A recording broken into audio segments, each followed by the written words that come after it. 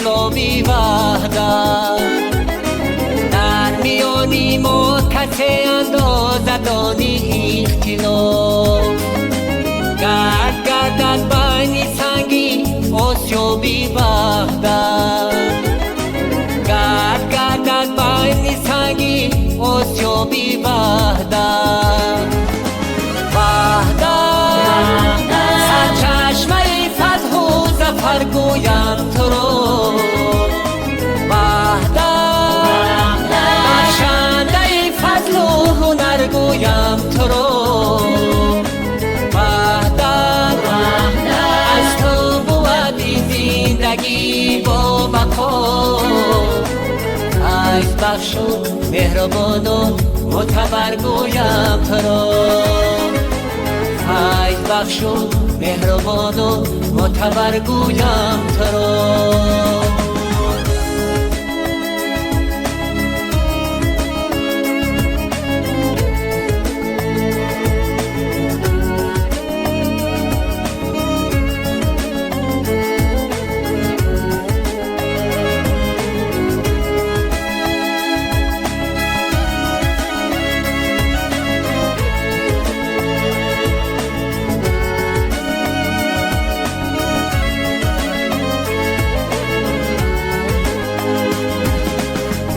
کند خاکی وطنت بری پرانوار تو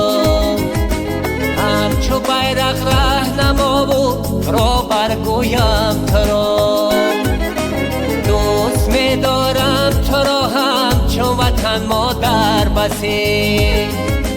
مصلحت گر دوست چون جان و جگر گویم تو را مصلحت گر دوست چون جان و جگر گویم تو را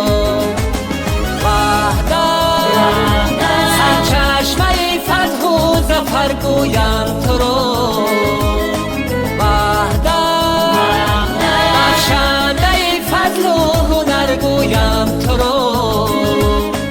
وحدت از تو بود این زندگی با بقا عیش بخش و مهربان و معتبر گویم تو را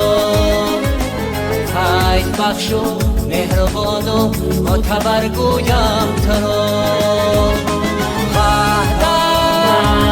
سرچشمه فتح و ظفر گویم تو را وحدت بخشنده فضل و هنر گویم تو را